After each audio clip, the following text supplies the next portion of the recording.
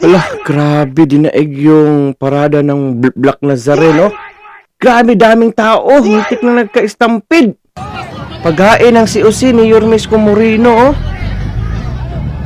Ayun, grabe magkatulakan yan dyan ngayon, oh. Grabing tao talaga. Ayun na. Ayun na. Hala ka. Grabe yung tao, guys. Hala. Ano nangyari dito? Ano, bodyguard?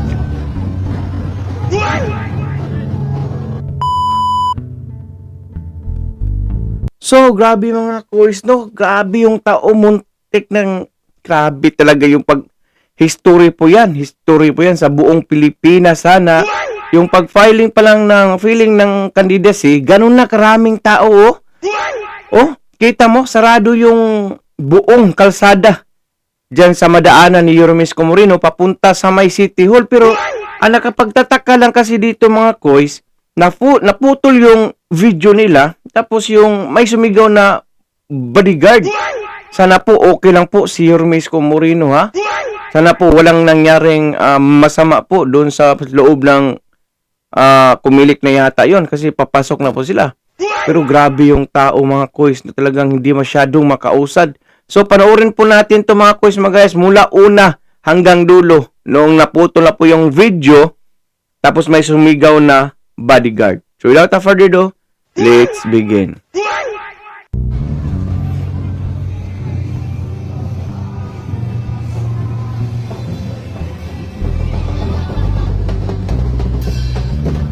Yan po yung umpisa pa lang po yan pero grabe na. Grabe yung nag-aabang. Oh? May nanalo na po. May nanalo na. Diyan, kung napapansin nyo dyan, ayan. Kasama pa si Joaquin Dumaguso. Ayan, oh. Kasama pa siya dyan. Dahil sa ang dami ng tao talaga, tingnan nyo na yan, oh. Isang tulakan lang talaga yan sa likod, magkaka-stampede.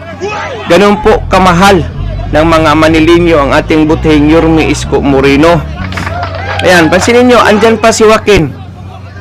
Tapos nung mapansin siguro na mukhang hindi kakayanin to dahil yung pag-usad mo na kahit 10 hakbang lang, parang isang hakbang na lang dahil sa dami ng tao. Yung 10 hakbang mo bago mo marating yon, parang umabot pa ng kalahating, ewan ko, basta wala ako sa isip ko kasi hindi naman ganyan yung pag-feeling ng candidacy nila, eh. Di ba? Pansinin nyo dyan, andyan pa si Joaquin Dumaguso, si Consial Par, ayan, si Congressman Oy, si Ma'am Chi. Oh.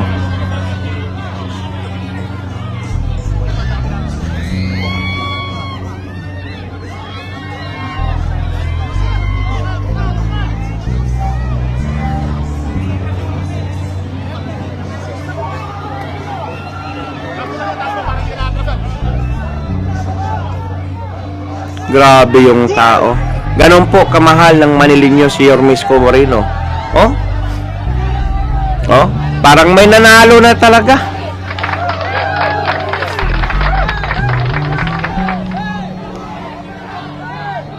Oh. Paano sila mananalo yan ngayon? Ha?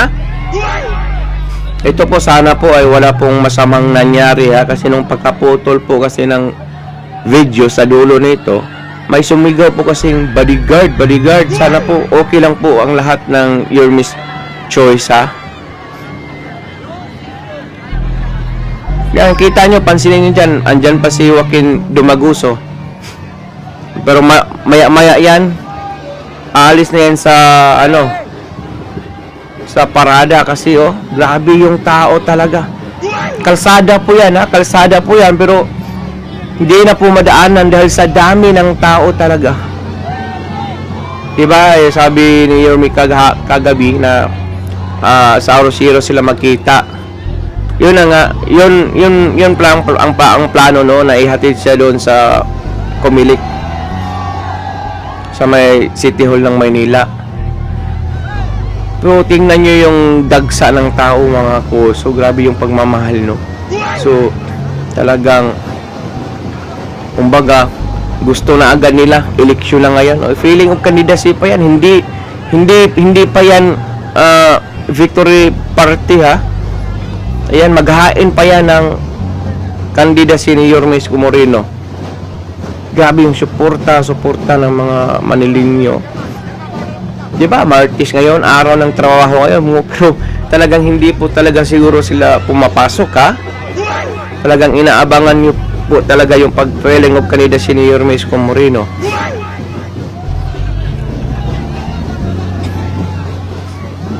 Sana nga po nagkapag-file ng maayos si Yorme Isko Moreno at walang nangyari doon sa loob ng City Hall ha, dahil nakakatakot din ha, kasi biglang na putol yung video sa dulo. Hindi lang po natin alam kung ano talagang tunay na nangyari talaga doon. Sana okay lang po si Yorme Isko Moreno at lahat ng Yorme's Choice. Ano?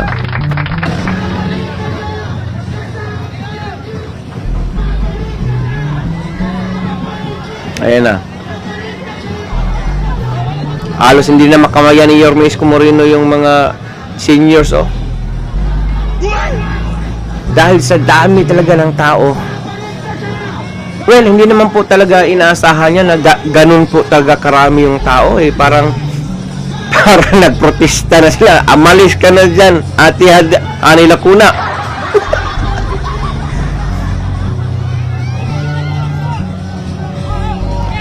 Paalala lang po ha, feeling of candidacy lang. Ihatid nyo na lang, paalala lang po sa mga Manileño ha. Ihatid nyo lang si Yorme Isko Moreno. Wag yung pababain yung kasalukuyang administrasyon ha. Wag, ihatid lang. Yan, kita nyo yung mga puso. Ayan. Malapit na siguro sa City Hall. Pero yung usad talaga ang bagal. Kung baga, kahit na 10 meters, 100 meters lang, ang bagal, matagal marating. Kasi nga, tingnan nyo naman yung tao mga kuis, mga gayas. Kung mayroong magtulak talaga sa likod na yan, naku, makaka-stampede yan. Ganun po, kamahal nila si Yorme Isko Moreno. Araw po ng ngayon, ng pasok ka, paralan sa trabaho, pero lumalabas na po sila para pagsuporta kay Yorme Isko Moreno. Grabe. Sana lang po talaga, manalangin po tayo na okay lang po si Yorme Isko Moreno at nakapaghain ng kanyang candidacy, kasi medyo hindi po maganda yung last sa dulo ng video na mapapanood nyo, kasi biglang naputol yung live, tapos may sumigaw na bodyguard.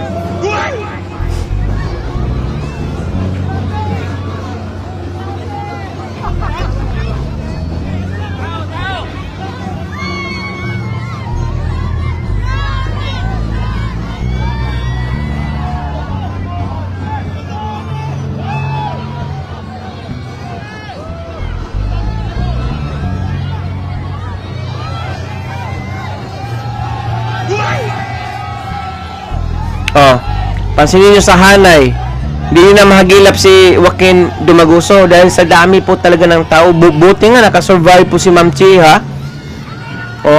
Pero grabe na po yung tulakan na nangyari. Kita naman yung tao sa likuran, sa harapan, may sumusunod, mayroon pong nag-aabang. Pero alam niyo naman, pag makita nila si Yorme Isko Moreno, uusad po sila yung nag-aabang. Kaya po medyo nagkaka-stakan diyan sa gitna. Kaya medyo nahirapan po silang pumasok talaga o makausad. Ayan. Kasi gusto ni Yorme Isko Moreno mag-stop muna, kasi alam niyo naman mahilig yan si Yorme Isko Moreno at mahal na mahal niya po yung mga seniors. Lalapitan po talaga niya. Kaya nga sa tuwing lalapit po si Yorme Isko Moreno, yun nga, natutulak po sila. Kaya dinidipinsahan din yan si Ma'am Chi, no? Kasi babae, di ba? Ayan, andyan po sila JTV, Congressman JTV Villanueva. Nako, vote straight po tayo ha, sa Your Miss Choice lang po tayo, okay? Wala tayong left and right, straight po tayo. Ayan. Grabe, di mo talaga mapigilan yung suporta at pagmamahal ng mga Manileño kay Yorme Isko Moreno. Oh? LRT po yan, ha? LRT yan. Oh, kita yun naman, oh. Puno yung kalsada ng mga tao. Mismo yan sila, ha? Walang yadba yan. Hindi yan hakot. Paalala. Walang nangyaring hakutan dyan. Kusang loob po yan na sumuporta yung taong bayan kay Yorme Isko Moreno. Ganon po nila kamahal ang ating butihing Yorme Isko Moreno, oh. Grabe, oh. Nahingal na si Yorme Isko Moreno, oh. Talagang pahirapan po silang makausap papunta doon sa Kumilik, mga kois, no. Sana po talaga medyo nag-alala po tayo doon sa huling video, mga kois, mga guys, no. Ano kayang nangyari doon sa loob, no. Sana okay lang po. Kasi may isang tao kasi sumigaw ng bodyguard. Tapos biglang naputol yung live, no. Oh, ayun na, oh. Ayun na.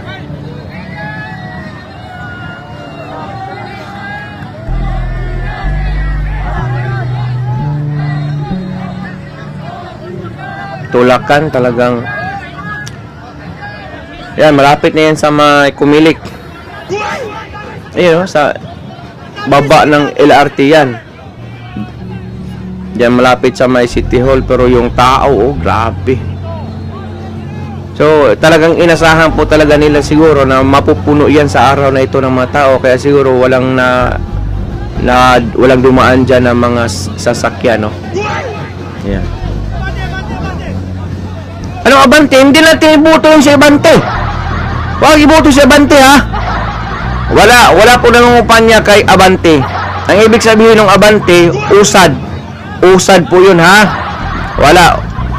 Hindi naman nanalo yung Abante na dyan sa Manila. Congressman na yan. Ibig sabihin ng Abante, usad. Kasi pag na-stuck ka dyan talaga sa gitna, delikado po ang lagay ng Yorme Isko Moreno kasi pwedeng magka-stampede po. Kita nyo naman, oh. Kahit sa pinakalas na dulo ng gilid, napakaraming tao talaga. Oh, kita nyo, wala na. Hindi nyo na mahagilap dyan si Joaquin Dumaguso dahil sa sobrang dami ng tao talaga. At buti nga lang talaga ay maaga po, morning po nag-filing candidacy po si Buting Yorme Isko Moreno, no? Kasi paghapon yan, ako baka abutan ng sarado sa Kumilik kasi ngayon po yung last day of filing of candidacy, ha. Ayan.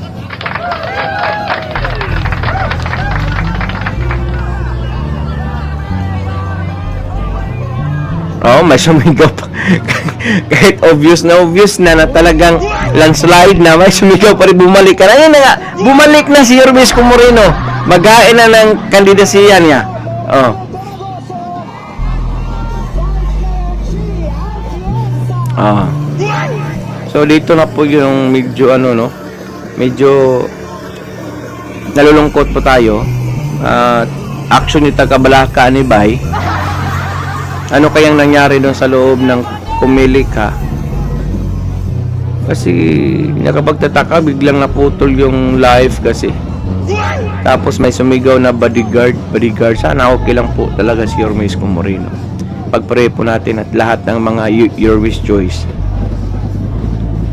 Pansinin nyo dyan, ha? Ayan, sa Kumilik na yata yan.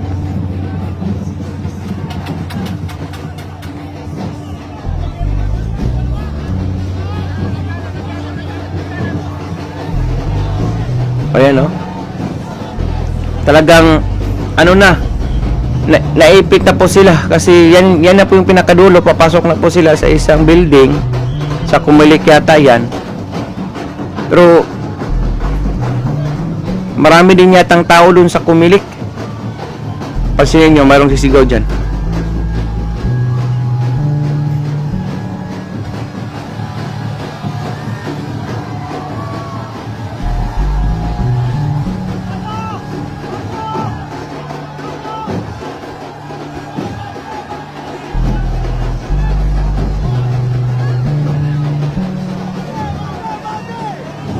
Oh, Bante, hindi yun si Bini Abante ha.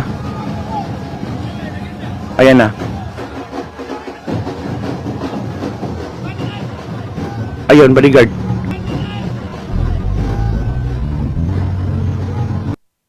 So doon po naputol yung video po nung pagsigaw ng bodyguard. Sana po okay lang talaga si Yormes Comorino ha. Nag-aalala tuloy ako mga kois mga guys. Okay? At dahil umabot po kayo sa dulo ng ating video, may karapatan po kayo mag-like, share, and subscribe. Manila, God first, God bless all, peace. Bye-bye.